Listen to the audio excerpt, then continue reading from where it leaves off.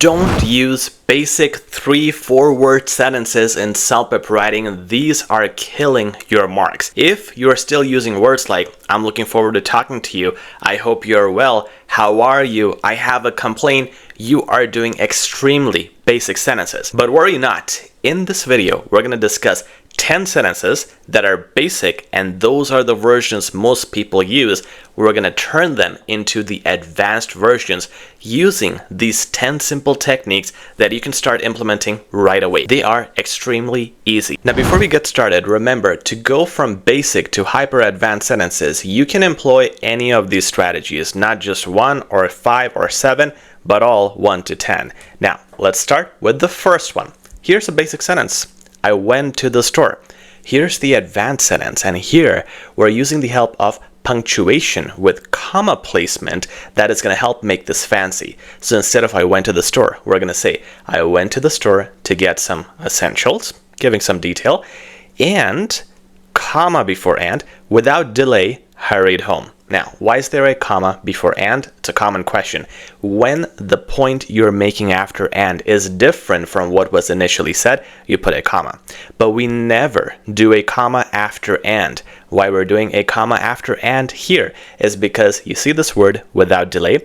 This is something where you are giving some information which is not entirely necessary. For example, if I say this sentence like, I went to the store to get some essentials and hurried home. That's enough. You don't need to say without delay. It makes sense without it too.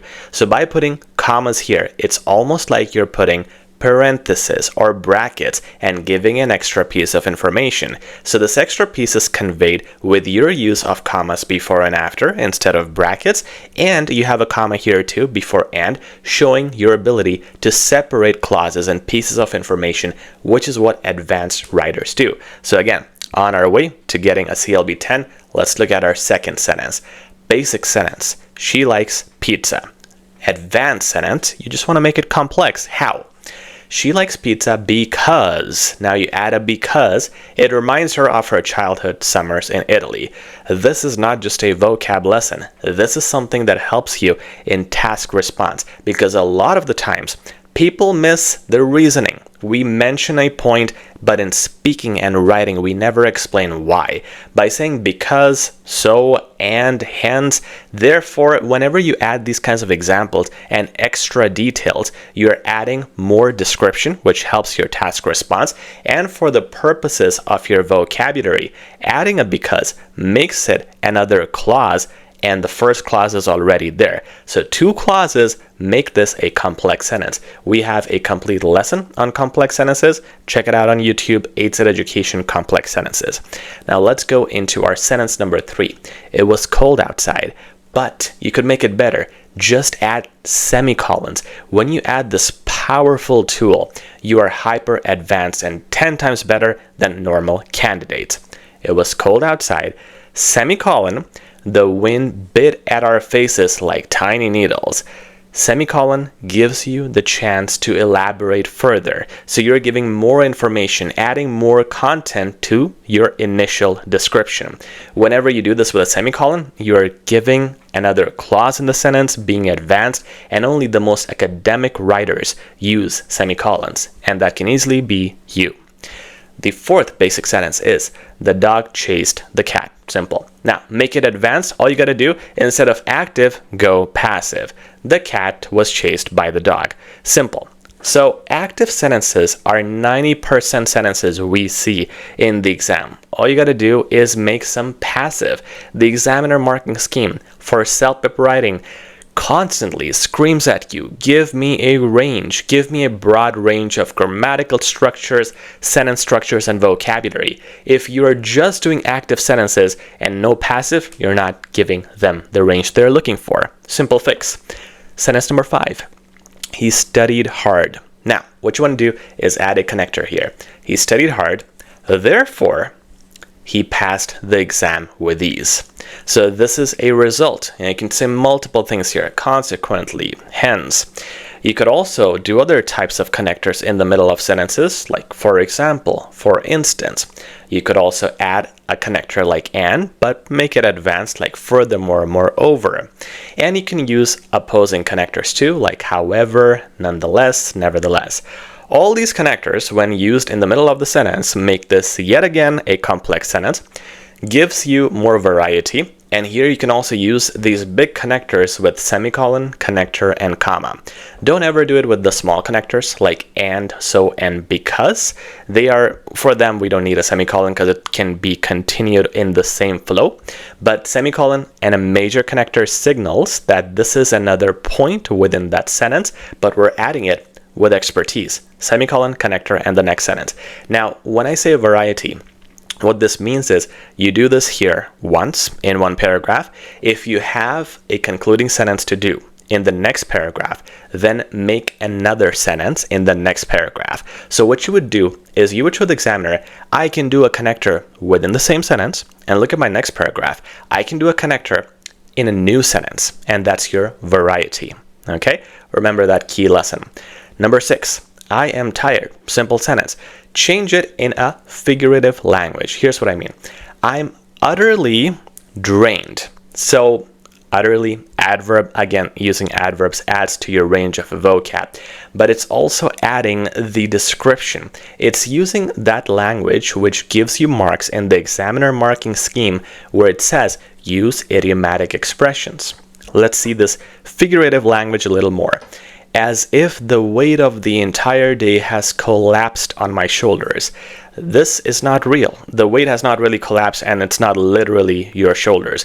Because it's not serious, it's called figurative, and it's an idiomatic expression. Now, how many times do you have to do it? I mean, you can do it as many times as possible where it fits, and some more common examples are raining cats and dogs, or it's a piece of cake, or I dodged the bullet. And here it's situation specific. You can do it at least once or twice per task, task 1 and task 2. But wherever you can really use it, examiners want you to use this figurative language. So instead of something so basic like I'm tired, try to change it up, make it relevant to the situation. That gives you marks for idiomatic expressions. Now, she sings well. The advanced version of this would be something that uses an emphatic structure. Here's what I mean. It is her voice that truly captivates the audience whenever she sings. What we're doing here is, instead of she sings well, we're changing the focus from her, because if I just define her, it's like she sings well. It's very obvious, very simple.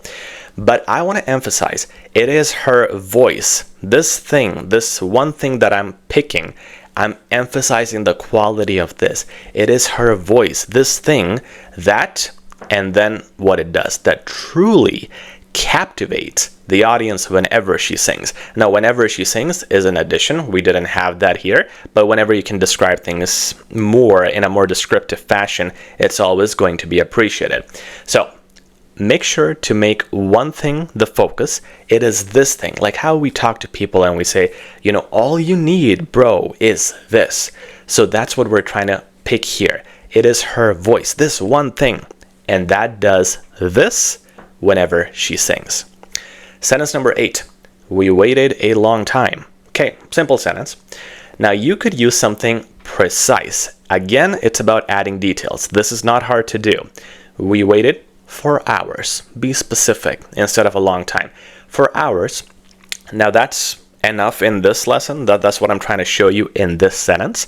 Be specific. That's good enough. But I wanted to make it even better and describe this even more if you can in the exam. We waited for hours before anything happened. So it's a condition, it's a situation, and again, it's just more description. Specific, not specific, very general. Let's go to sentence number 9. She is smart. Now, you want to, again, it's just a basic description, and we do this a lot in speaking and a lot in writing. All you got to do is add some more details. Instead of smart, she is extremely intelligent. Now, my viewers, please use something like this, extremely, even really, or greatly, if it fits. If you use this, you're using it's so many marks. I mean, you're using an adverb plus adjective. That combination helps. You're using an adverb with a li. That helps because very few people use it, so it helps you with your range. It's also an intensifier that adds to the description, so it gives you marks there too. You're hitting multiple marks. There's no reason why you shouldn't do it. So exaggerate some qualities, or if it's opposite, you can say she's extremely dumb, or she's extremely lazy, if it would be more polite, depending on the situation. And always thinks critically. Again, if you can define this more, then how is she smart? Because she thinks critically. Again, an adverb to help and make the listener or the viewer or the reader understand what you're talking about. So add that intensity in places where it fits. The final sentence is, he runs fast. Okay, simple. Now you want to add a comparison structure, once again, just to give yourself the range. You can say sentences like he runs fast if it's just one description, but if you say that in every paragraph when you're defining one person or one thing, then there's no structure, there's no variety. Use comparison. He runs faster than anyone else in our class. Simple, right? But it just adds more variety and helps you make that sentence more long and complex. By employing these 10 strategies shown in these 10 sentences, you will surely get a higher mark in writing. And again, these are very simple things to do. So what I'd like you to do is watch this video again. Watch sentence number 1 and make 10 sentences like that. Watch sentence number 2, do the same thing, and keep this going so it becomes a consistent practice whenever you write. That's it, guys. All the best for your CELPIP writing. If you have any questions, feel free to comment. Please like, share, and subscribe. We'll talk soon.